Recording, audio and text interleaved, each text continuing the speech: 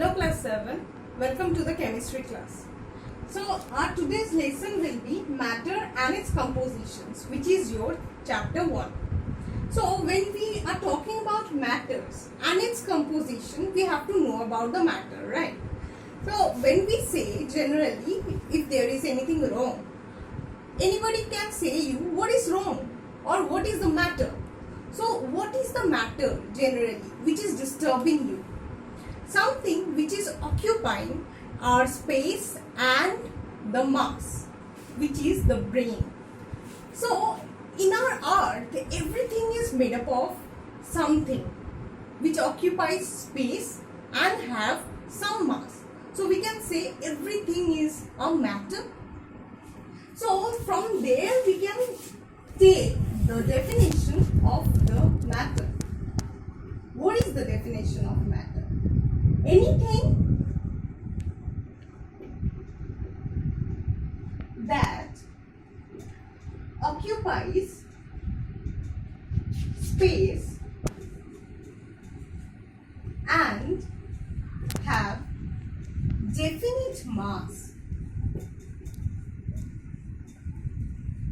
Even if I put a dot out here, a dot will have some mass. So what are the properties? Properties are those qualities of a matter which will be always present in it. So what are the properties? Properties are there in the definition only. Property will be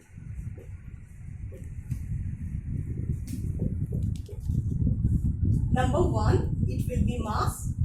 So any matter will contain some mass. Number 2, it will occupy some space. So any mass that occupies some space is called its volume.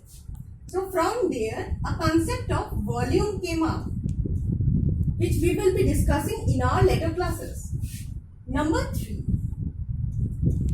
it will provide some resistance.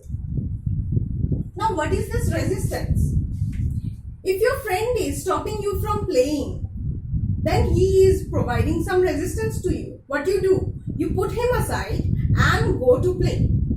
So that is the resistance. If you are trying to swim in a pool, so water is providing you resistance. It is not letting you to flow easily. So it has some mass. It is occupying the space of the pool and it is providing you resistance. So water is also mass. In case of air, what is it?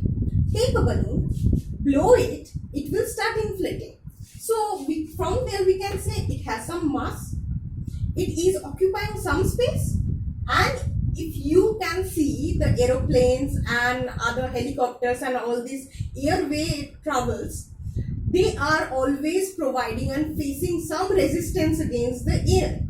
So air, from there we can say air is also have some space, it has some mass, it's occupying space, providing resistance, so it is also matter. Now from there we will ask, what is this matter, what is this mass, what is this space, resistance, how it is providing? So from there we have to talk about how it is made up of. So from there we are coming to the compositions. So what are the compositions of a matter? Composition, every matter, the interesting thing is, suppose this is a marker and it is made up of plastic. Now this is made up of many things entirely made up of plastic. If you have heard already or not, every matter in this world is made up of very tiny small fundamental thing, that is what we call the atom. Okay, now what is this atom? What we do with it? What is its properties? It is the smallest particle which will contain entire property of a matter. Okay, so smallest particle containing the properties of a matter. Now from there you can say what's the speciality of it, but it is the fundamental thing. Everything in this earth is made up of atom. Even we are made up of atom. We are made up of many atoms that I am standing in this shape. So you are also made up of atom. So atom is basically the smallest particle containing the specific property of a matter. That means if this marker is made up of plastic, all of the matter or all of the atoms of this matter is of plastic only. It's not made up of some of plastic, some of rubber, some of wood. No, it's not made up of.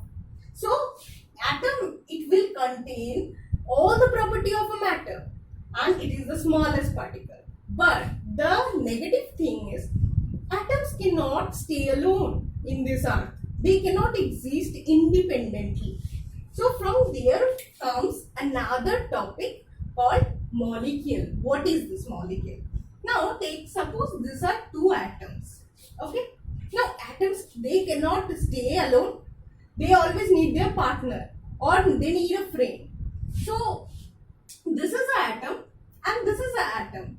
They form together to form another molecule, another particle, which is called molecule. So what is a molecule? Molecules are the smallest particle again. They are the smallest particle. But what is the difference? The smallest particle, so let me write it, molecules. Molecules. Molecules are the again smallest particle containing the property of the matter again, but they can exist freely in nature. So we can say that atoms, they cannot matter which can't exist freely. They can't exist freely, but they can exist freely.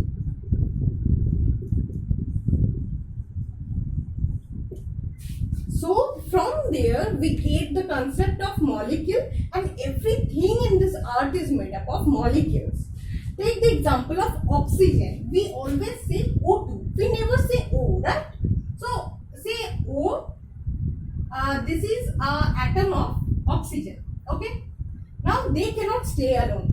So they combine with another atom of oxygen and they form O2.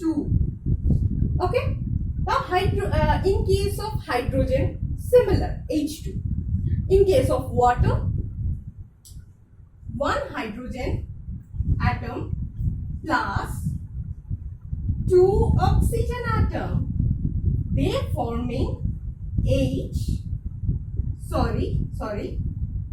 two hydrogen atoms and one oxygen atom, and they are forming H2O. Here forms one molecule of water. But the fundamental thing is 2 hydrogen atom, 1 oxygen atom. Understand? Now there are certain properties of molecules also. So I am erasing this part. So we have to talk about the properties of the molecules. What are the properties of the molecules that are making them so unique? First of all, first and foremost thing, they are smallest independent. They are not depending on anybody. So smallest independent, microscopic. We cannot see them without microscope. Microscopic particles. Number 2, there comes another term called Brownian motion. Brownian motion. Let's say these are the atoms. Sorry, molecules. Now, they are always excited. They are always excited.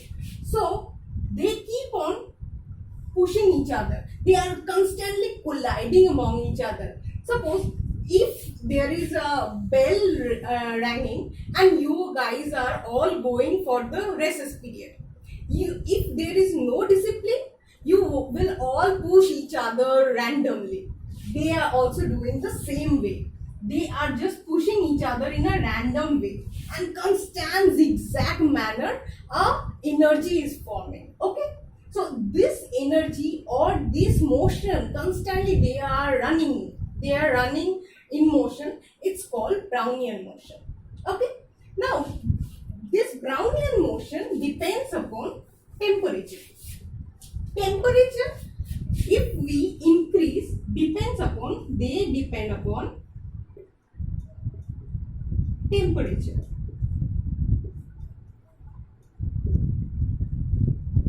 If we increase temperature of anything, this motion will start increasing. Take an example of water.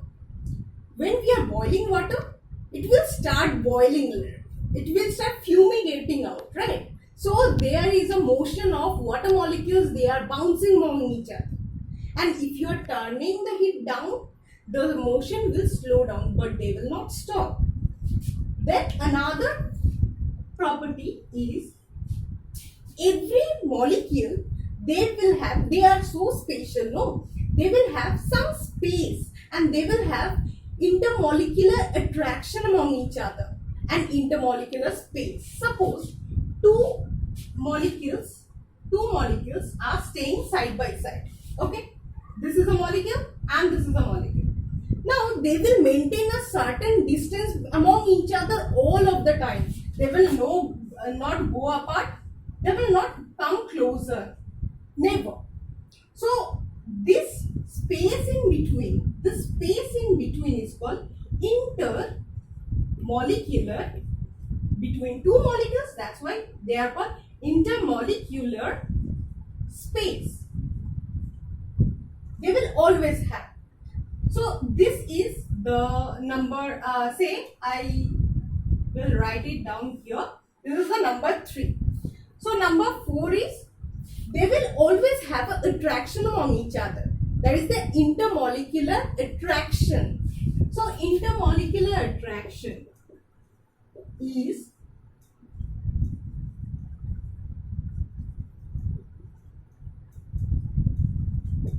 it is something which is happening just beyond two molecules only, not among others. So this type of attraction are of two types. You have seen, everybody of you have seen water running from a pipe, right? So within that, you will see that water they are not separated from the pipe, or these molecules are not separated from each other. So these two attractive forces which are happening among each other is called cohesive force and adhesive force.